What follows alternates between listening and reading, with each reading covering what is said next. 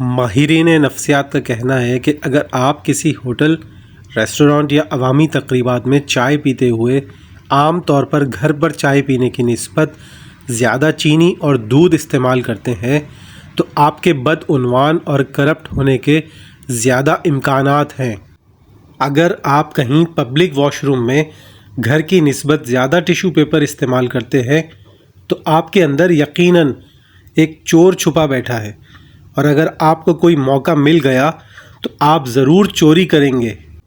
اگر آپ تقریبات میں اپنی پلیٹ میں بھوک اور ضرورت سے زیادہ کھانا محض اس لیے نکالتے ہیں کہ اس کا بل کسی دوسرے نے دینا ہے تو آپ فطرتاً لالچی انسان ہیں۔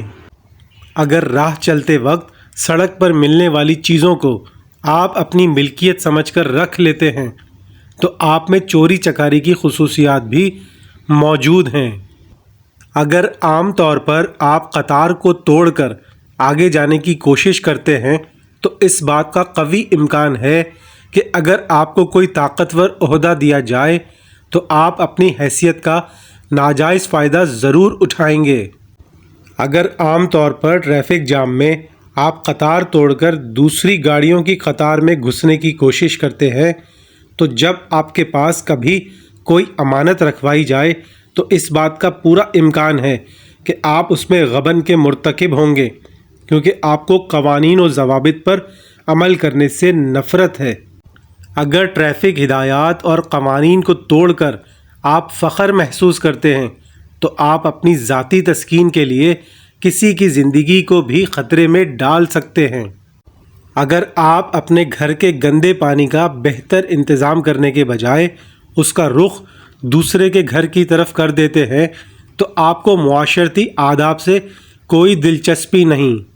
اگر آپ اپنے گھر اور آفس کی فالتو لائٹس بند کرنے کے عادی نہیں ہیں تو موقع ملنے پر آپ ملکی اور قومی وسائل کو ضائع کرنے کا ارتکاب کریں گے۔ اگر آپ طالب علم ہیں اور امتحان کی تیاری وقت آنے پر کرتے ہیں تو آپ کاہل اور کام چور ہیں، اور آپ اپنے ساتھ ساتھ اپنے والدین، معاشرے اور قوم کے بھی دشمن ہیں۔ اگر آپ کا زیادہ وقت کہانیاں پڑھنے، فلمیں اور ڈرامے دیکھنے میں گزرتا ہے تو آپ خیالوں اور خوابوں کی دنیا میں رہنے والے ایسے بے عمل انسان ہیں جو اپنے علاوہ لاحقین اور دوست احباب کا مستقبل بھی برباد کر رہے ہیں۔ کوشش کیجیے کہ جہاں بھی ہمیں موقع ملے ہم خود با کردار انسان بننے کی کوشش کریں گے۔ یہ زندگی عطیہ خداوندی ہے اور امانت ہے، اس میں خیانت ہرگز نہ کریں۔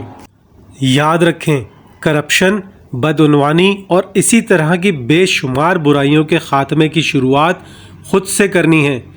آئیے خود پہل کریں، خود کو ان برائیوں سے پاک کرنے کی کوشش و محنت کریں۔ ایمانداری اور اچھے رویوں کا پیمانہ اپنے لیے، اپنے گھر کے لیے اور عوامی مقامات کے لیے یکساں ہونا چاہیے۔ خود کو اچھائی کی جانب موڑنا سیکھیے۔